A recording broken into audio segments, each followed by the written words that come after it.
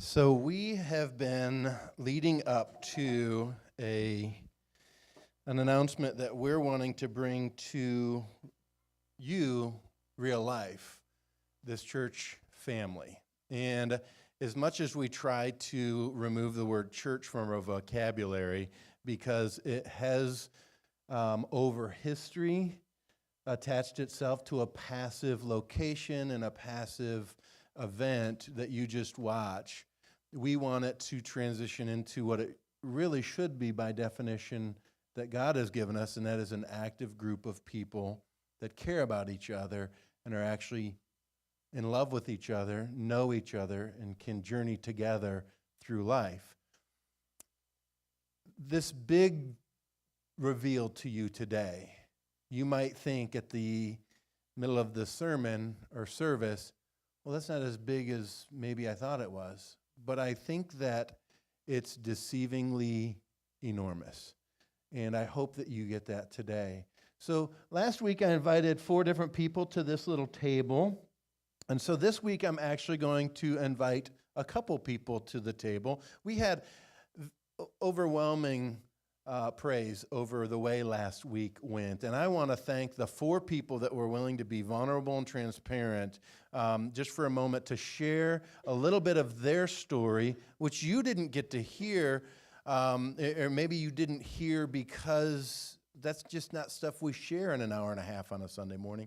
But they were able to share a little bit into their life, their journey, some of the struggles and how God helped them in that whole process. And I want to thank them, each one personally, and then also tell you, if you missed last week, I'm not putting that sermon out on the internet for everybody in the world because there were some very personal things that were shared. And the reason I don't want to put that out for the world is because it was special to us. It was special to us. Now, if you are a part of us and you want to hear that, let me know and I'll share that with you because this is your family. But there are some things that are holy and they are set apart and they are for us to experience together. And last Sunday was one of those experiences, and I'm very grateful for that opportunity. But today I'm going to invite Amy Smith to come to the table. So Amy Smith, come on down.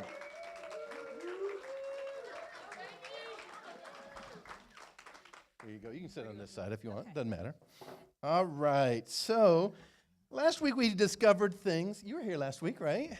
Yes, you got to experience that. Did you learn some things last week about people that you never knew about them before? I did. A little shocking at times? Yeah, just really moving, really. Yes. Yeah, just overcomers and Absolutely. how God, can make beauty out of ashes. That's it. That's good. That's very good. So, and it's really nice because now all of a sudden I think that some of us feel a little bit more connected with that person than we did before because we know a little bit more about them. Yes. Yeah. So you had an experience that not everybody in the room knows. And so how old were you when you took this trip? 25. You were 25 years old. And like what? 5 years ago. What was it? 20 years ago. So, now that we got that out of the way, and nobody's going to do the math, you were 25 years old, and you took a trip. What did you do? I ventured out and decided to hike the Appalachian Trail. All right. So, there are people in this room that have no idea what hiking the Appalachian Trail means. For the people that do know what that means, they were like, wait, what? But tell us a little bit about what that means to hike the Appalachian Trail. So the Appalachian Trail is a footpath that goes from Georgia to Maine through 14 states through the Appalachian Mountains. All right. And it typically takes a week or 2 to get that journey down. So how long did it take you? It took me 6.5 months. 6.5 months, all right. And so you stayed at hotels when you got to each town? No. No. So you literally hiked a path that went from Georgia to Maine. Yep. Where did you start? In Georgia, In on Georgia. Springer Mountain. Okay. On the first day of spring. On the first day of spring. Yep, March 21st. What did you have with you? A backpack that weighed 50 pounds without water. Okay. So that's pretty intense. I mean, think about that. Now, how many of you knew this journey that she took? Okay, some of you in the room knew that. And how many of you are like, wait, she did what? She hiked a path for 6.5 months through the mountains all the way to Maine. All right, I was considering driving to Maine in the fall to see the trees, and I was like, I don't know if I want to drive that far. I mean, that's a long time in the car, right? You know, I'll just go down in Tennessee. It's probably just as pretty. So, did you have any obstacles on that journey? Yes. Yes. Can you maybe share one or two if you want? Well, my Walkman kind of got in the way, so I finally chucked it. But Literally? we didn't have phones, you know. We didn't have, my phones were just coming out in '99. Okay. So there were no phones. Like, you could not get any coverage. My dad had mentioned, you need to take a phone. I'm like, phones are not going to work in the woods. You know, he's like, you need to take a gun. I'm like, I'm not taking a gun. I'll shoot myself, you know. So he ended up packing me a, excuse me, a snake bite thing, which I ended up chucking too, although there were quite a bit of rattlesnakes. But I would say the main obstacles were my boots. I had done a lot of research. I worked at an outfitter store. I had done a lot of research. I sold hiking boots. I knew I wanted a boot that would last me the whole hike. Right. I wanted a Vibram sole, you know, a certain sole. I bought a Merrell boot. My mistake was I didn't break them in enough, so they tore my feet up. And that was a big obstacle because some people had to get off the trail and go home because their feet were so torn up after a couple weeks. Wow. But thankfully, I was in touch with the outfitters that I had worked at. It took hiked about 300 miles in sandals, finally got my new boots. They were much softer, they worked. But that was one of my obstacles. And then I would say another one was probably the weather. Early summer and midsummer, we had like droughts, so it was really tricky to stay hydrated. And then towards the end of the summer and early fall, there was a lot of water. So the rivers were rising, the passes were almost impossible at times across the creeks and stuff. So that was a big obstacle. But I'd say probably the biggest one was just mental, you know, because it's just, if not more, mentally challenged as it is physically. So I had hiked through the Smokies and the Blue Ridge Mountains and the Shenandoah Valley, the Shenandoah Mountains, and I was in Virginia, and it felt like I had just hiked and there was just canopies after canopies, you know, trees. Right. I'm like, oh my gosh, I was just starting to hit a wall, you know? Yeah. So I went into Virginia, and I took a couple days, and I did stay in a hotel, and I just mauled it over, and I imagined myself coming home, and I thought, facing my family saying, yeah, I quit, you know? And I'm like, no, I'm not doing it. So I just moved on. But I'd say the mental challenge, it's a mental thing out there. So that leads me into the next part. There had to have been support on the way, because I'm guessing you didn't start with everything you would need for 6 months of a hike: water, food, other supplies. How were you supplied, or who helped you along the way? Yeah, so I'd say the outfitters was helpful. Like, they were very supportive. They sent letters. I had decided ahead of time that I was going to have 13 drop boxes. So I made 13 boxes ahead of time with food, you know, dry food and stuff that was light. And I told my mom, I gave her a list of all the post offices. And so when I would go into a town, you'd have to hitchhike because those miles didn't count. And sometimes it was miles into town. So you just trusted, pray to God, please send somebody okay, you know. And they were used. And those towns are used to hitchhikers with backpacks. So but I'd go into town, I'd be like, hey, in about 10 days, I think I'm going to be in this town. Send that box up.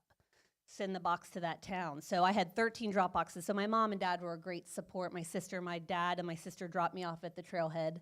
Yeah. And then the other hikers, you know, I solo hiked it. So the other hikers were really, you know, in real life, you might have a lawyer and a garbage man that have nothing in common. But you get to the shelter, because a lot of times I stayed in 3-wall lean-tos with a roof. They're along the trail. And you'd get there, and you all have wet feet and blisters, and you still have to make dinner. And it's like, oh, you're all talking about your day and that rattlesnake on the trail. Do you see that? I left the note, you know. Yeah. So you'd have these other hikers, and that was awesome. And then Trail Magic. We called it Trail Angels. They were just random people that would leave, like during the drought, they would leave bottles of water at a trailhead. You don't know who they are, and they say, I hope you have a good day, you know. And I think those were like blessings from the Lord. You know, I didn't always have God in the forefront of my mind, but I know God had me in the forefront of his mind, and so I know God protected me along that trail too. So, yeah. So one other question, did you make any friends on that journey? Oh, yeah.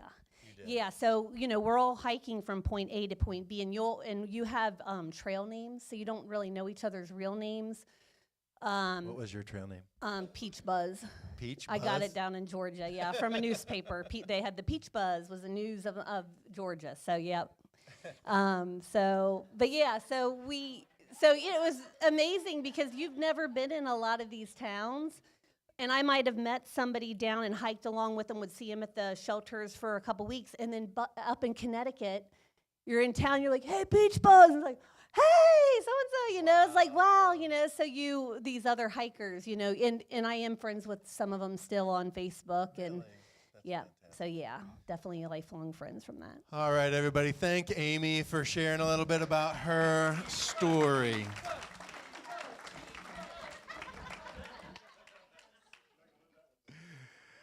I think that one's going to stick. That one's going to stick for a little while. So much we can learn from your journey. You didn't know Tom at the time. Is that correct? And you really didn't have the faith that you have today at that time. And I think that's just, there's a lot to learn from that. I want to show you guys a video clip. And it's one that I discovered just in researching where we're going. And so enjoy this clip, and then I'm going to have Christy come up after the clip. This is my single favorite tip from the Secrets of Happy Families. Researchers at Emory gave kids a do you know test. Do you know where your grandparents were born? Where your parents went to high school? An aunt or an uncle who had an illness that they overcame? Kids who knew more about their family history had a higher sense of self-esteem and a greater belief that they could control their own lives. It was the #1 predictor of a child's emotional well-being. And as the researcher explained to me, these kids have a sense that they're part of a longer narrative, a big family that goes back generations. There are 3 types of family narratives. Ascending, we started with nothing, we worked hard, we have a lot. Descending, we had a lot, there was a storm, a war, a recession, we lost a lot. Or an oscillating narrative, we have ups and we have downs. And kids who understand that they come from an oscillating family history know that when they hit a rough patch, and it's going to happen, they know, my aunt, my grandfather, my parents pushed through, I can push through too. One of the #1 ways I've changed as a parent as a result of working on the Secrets of Happy Families is being less afraid to talk about my own failures and shortcomings with my kids. If we just talk about our successes, we prepare them for a world where they're going to only have successes. But they're not going to only have successes. You want to prepare them for the difficult times and how to get through them. All right, so we want to share with you what it is that the Lord has put on our hearts some time ago. Get that turned on. All right, so first off, we are starting a ministry. We're launching a ministry right now. It's actually starting today, but you will have opportunities to sign up for it soon. And it's called The Table. In fact, if you go to our website and you look under ministries. RealLifeBatavia.com. Yes, reallifebatavia.com. If you go to our website, you look under ministries and you click on The Table, you'll see this image right here. One of the things that we have really struggled with is this idea that people come and they're a part of real life, but the connections aren't there the way we feel we read in Scripture. So the first thing we want to bring to you is our process and how we got to this point in our journey. Do you want me to talk? Yes. All right, so about 4 months ago, Joe and I started throwing around this idea of we needed to connect. Like we have people that have been here for a while, but somehow you manage to stay on the fringe and we don't really know you, and it really would be helpful for all of us to be connected so that we can kind of walk life with you and together. And obviously, Joe and I tried to get to all of you, but it's just not possible. There's always people that fall through the cracks, or I'm not able to get to, or he's not able to get to. So we started discussing this like 4 months ago, and we probably were literally at our dining room table, and we would throw things around. What do you think about this? What do you think about this? And I think, opposites attract, right? So we are a little opposite. He's an extrovert. I'm an introvert. So we would come to the table, and he would say, this is what I think. And I would say, well, I don't know. This is what I think. And then we would walk away from it. And then we'd come back together and we'd talk about it a little bit more. And maybe we would either come to a place where we disagreed or we just came at an impasse. Like we didn't know how to accomplish what it was that we were trying to accomplish.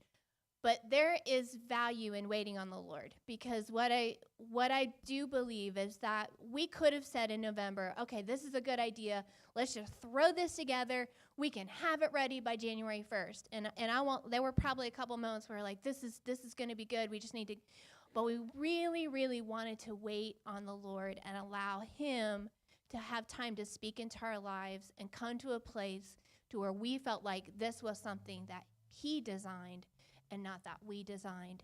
So we did just in maybe a month ago, we finally just came to this point where all the pieces came together and we just felt confident that this is what the Lord has for us. So just know as we present this to you today, we truly believe that this is something the Lord has designed, and we are just presenting it to you as something that we believe will be helpful for you in growing closer to the Lord. I think that the struggle we had is one of the problems that we're seeing in our church world is that the church world and the non-church world are really struggling with connecting at that point. And so we wanted to stay away from this idea of being churchy or cheesy churchy. You know, we wanted to stay away from the words of small group or fellowships or gatherings and all these kind of things. And so we were really wrestling with, we want to be, the end goal is that we can know each other better, more intimacy, more personal connections. But we also were wrestling with trying to navigate through not being churchy and being able to be real and genuine with what it was that the Lord had put on our hearts to do. So we move into this idea of our framework here. One of the things that I have seen in church is because we are so different from the world and all those that live in this world that we live in, and then those that are in this church religious world, and this idea of we want to be able to have spiritual conversations with people, but we are trying to jump past the social connection to the spiritual connection. And we feel that that's a failure on the church's agenda, because we just are trying to get too deep too soon, and we haven't earned the right to be heard. And so one of the things that we're wanting to do with what we're presenting to you today is create social connections that will lead to spiritual connections, okay?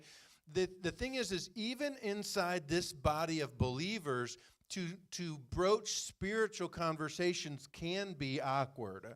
And so we want to make sure that we're developing some social connections. You guys know each other and you know more about each other. I guarantee in the last 2 weeks, those that were at both services, last week's and this week's, you've learned so much about 5, 6 different people that you never would have learned in a year of coming to Real Life, if not 5 years from coming.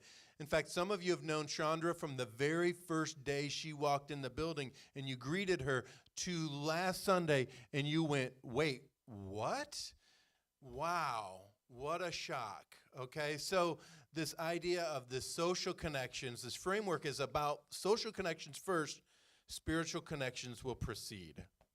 Yeah, and you know, the one thing I don't, all the introverts in the room all of a sudden are freaking out a little bit. So like, wait, what? We're going to have to go where and say what? Yeah, Marissa, I see you, sister. I know.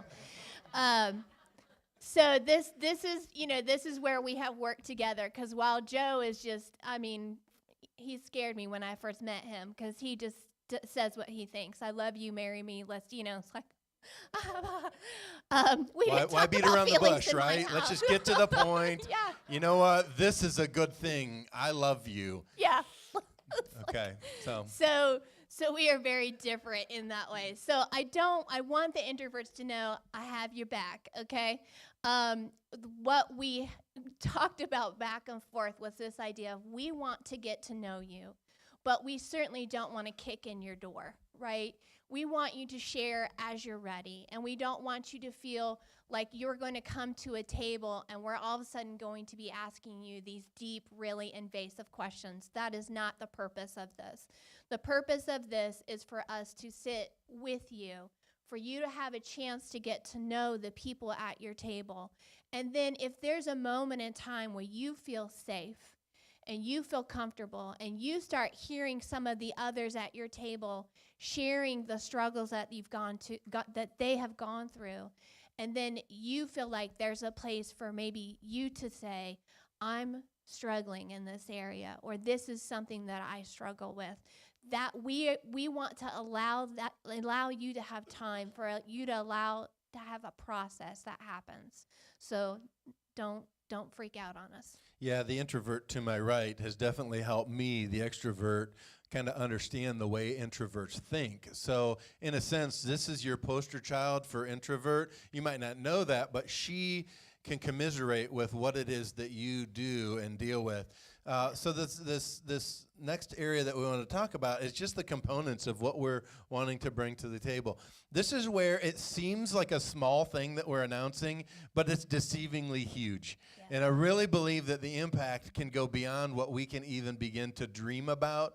And so please understand, I realize I'm bringing to you, it's like opening a gift, and it's like, oh, wait, I got It's underwear. Cheese of the Month Club, you know, and some of you are like, Cheese of the Month Club would be the best gift ever, but you don't realize how big the gift is until you really dive into it and start processing it. So some of the components that we want, 3 components really, is this idea of a potluck dinner. So why a potluck dinner, Christy? Yeah, this was kind of my thing, because I really feel strongly about it being a potluck dinner, because I want us to realize there's a spiritual truth in here, that we all bring something to the table, and that this is a place where you belong, right? When we're family, when we go to Gatlinburg with my family, everybody contributes and everybody brings something.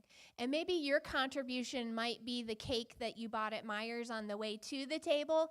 That is okay. I praised Nyla one time because she came to a ladies' event and brought Ritz crackers and a can of spring cheese.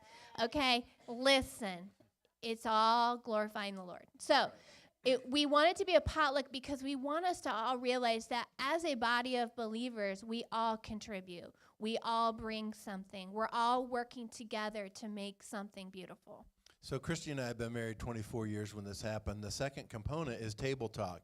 And we actually went to a coffee shop over in Kentucky, northern Kentucky, and we sat down at the table. They brought us our coffees, and they had this little game. And I can't remember exactly what the name of the game was, but it was just questions that you could ask each other. And we started going through the cards and asking the questions, and we were discovering things about each other that we had not known in 24 years, because those questions kind of spurred thoughts and ideas. And so one of the components that we want to see is table talk. And again, don't be too worried about this. It's going to be light, stuff like, so how did you end up at Real Life? What even got you here? And if people want to share more of their story, that's great, or less of their story, that's great. It's just an opportunity for lighthearted conversations. But each one of the homes will have, some questions that they can or cannot dive into. But it's the idea of just having dialogue with each other, and who knows what kind of stories will be shared across the table. Yeah. And then the third component is it's a time of fellowship. So whether you end up eating a meal together, having some conversation together, and then maybe playing some games at the end of that time, whatever that might look like, we're not sure. Coffee and dessert. Coffee, dessert, right? So, yeah. And it's going to kind of depend on each table, because each table is going to take this in a slightly different direction than the next, which is kind of beautiful in and of itself, because we're not trying to have such a formula. This is exactly how you do it, home for home for home. We're allowing the Spirit of the Lord to put together groups that can grow in intimacy in the way in which the Spirit of the Lord leads that home. We're just kind of giving a framework in place so that we can see these things happen. There has to be some intentionality behind it. All right, so then the mechanics of it. So you want to talk about this, babe? Sure.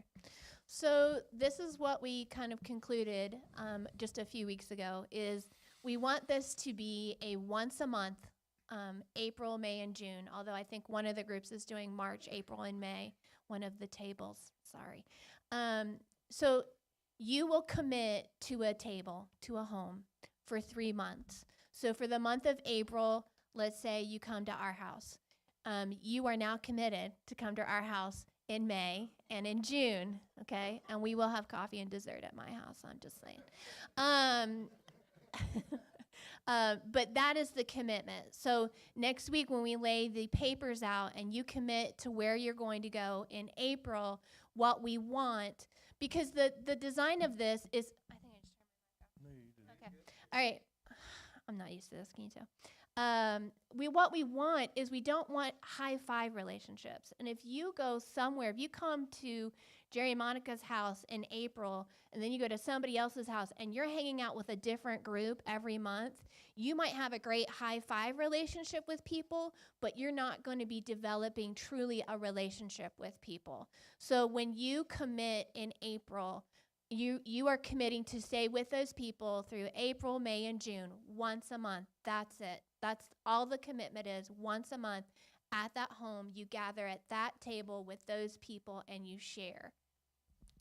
All right, so then the idea is that we're going to do this for 3 months in this late spring, early summer, and then we'll take a couple months off in the summer, and then we're going to pick back up and try to do this again in the fall and see what kind of, what it's going to look like in the fall. But the whole concept is we have to start somewhere, all right? You have to start at the beginning, and really we're starting at a point to where it's not too heavy. A 3 months commitment once a month, that's not too much. It really isn't. And we're not asking you to do something like leap a tall building. We're just asking you to walk into a building and sit at a table with some food that you brought and have a meal, have some conversation, have some fellowship, and get to know each other better.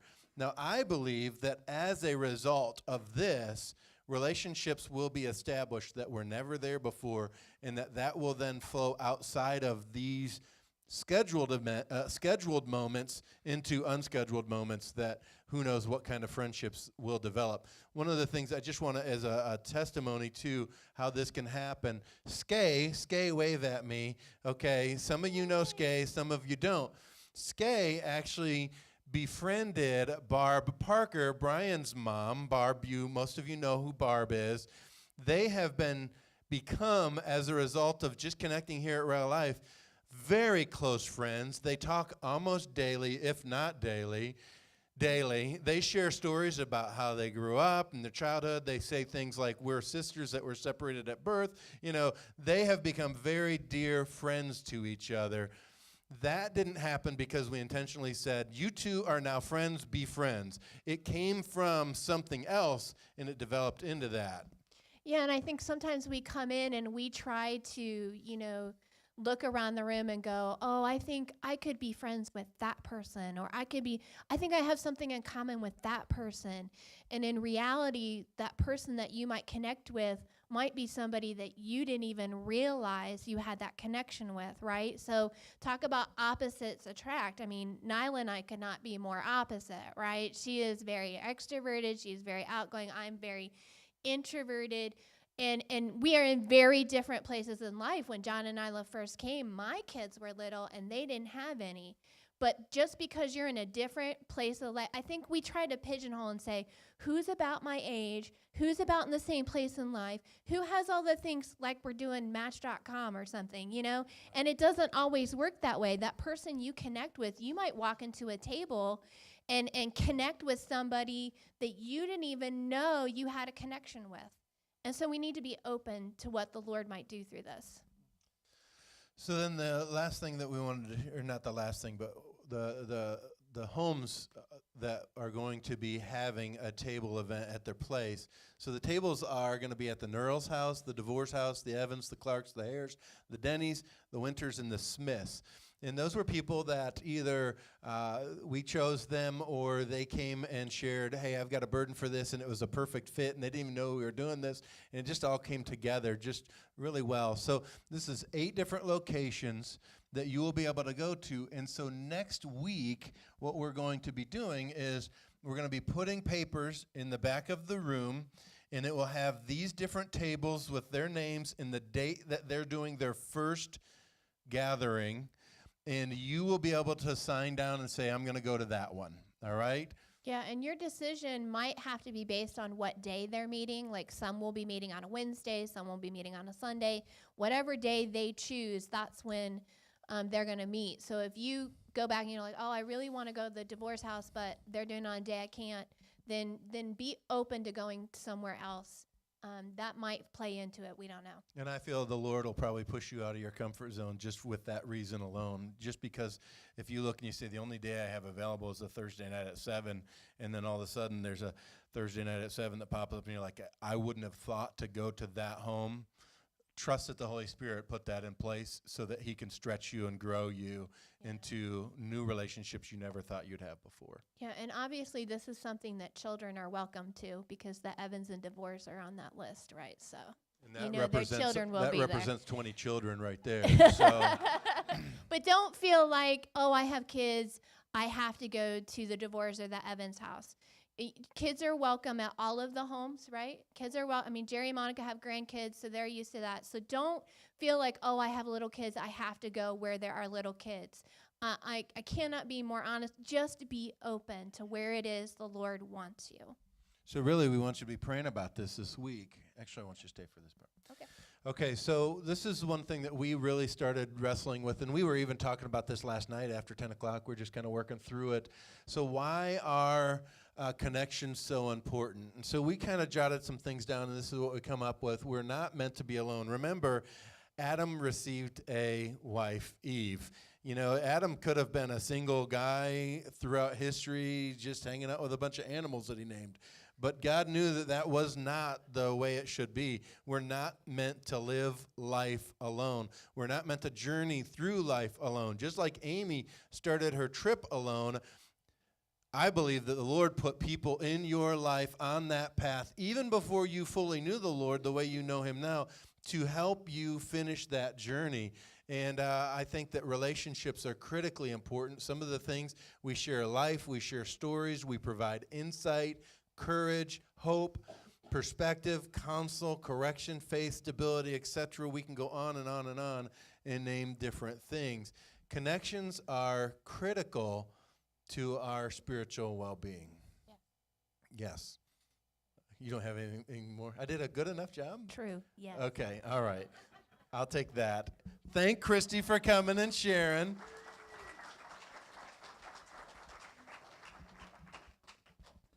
All right, so now I got to talk a little quieter because I got the loud microphone.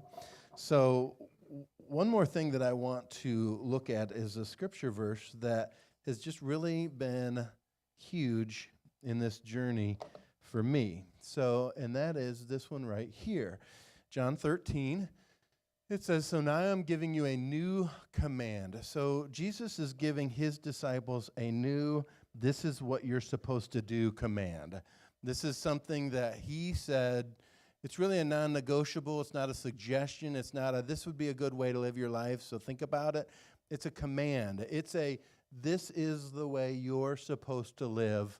This is my new command for you. Now, that wasn't just for these men that he was speaking to in that moment. That's for anyone that says, I want to follow Jesus Christ. I view him as my Savior, but I also view him as my Lord, my authority, and therefore this command is for you as much as it is and was for them. And so this is the command.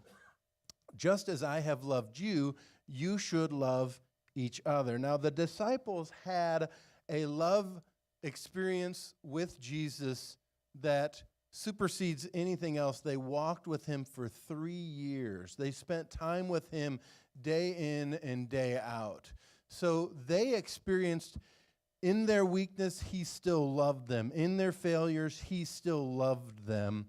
And then they experienced, after he shared this, the love that we understand, and that is that he literally died in our place so that we could be saved, our sins could be removed, and we could be brought back into fellowship with God the Father. So when we read this, just as I have loved you, you should love each other. The disciples read it in one way. We can read it in the same and another way, and that is that we deny ourselves and love each other the way Jesus denied himself and loved them and us. And then it says this statement that I have in blue. It says, Your love for one another will prove to the world that you are my disciples. Or if I can break the word disciple down to say it this way, disciplined followers of Jesus Christ. Okay? So if you want to prove that you are a disciplined follower of Jesus Christ, he gives you a command in which if you exercise it, you will prove to the world, anybody that's observing you, that you are a disciplined follower of Jesus Christ. It's important that we come to a place where we understand that what we're wanting to bring to real life, and that is an opportunity for deeper connections, new connections, greater connections and intimacy than we've ever seen happen at real life in the past, that you have to understand that this command that Christ has given us really drives us to do this. I can come up with all the great reasons why, but in a sense, the Lord Jesus told us we should love each other. But the only way for us to love each other is to be in fellowship with each other, because you really can't love a stranger. And please understand my heart when I say that. To really love somebody means that you are willing to give something up for that person. If you just say to a stranger, love you, have a good day, there is nothing there. If I pull up my phone and I go to Phoenix, Arizona newspaper and I read an obituary, you're not going to have any emotion that's connected to that obituary. You know, if Edith Bunker dies, well, Edith Bunker's pretty famous. If Edith Jones dies at age 80, leaving her cats, you're not going to go, oh, Edith, because you have no connection there, right? But when somebody close to you passes, because you're connected and you love them, you emote, you feel it. It's the same thing with loving each other. If we don't know each other, how can we really love each other? How can you be patient with somebody if you don't know them, if you're not in fellowship with them? How can you show kindness or gentleness? How can you bring joy to their life? How can you be a peace to them when they're experiencing the storms of life? And so I think that this is really a critical ingredient to what the Lord designed the assembly to be, the gathering to be, the group to be.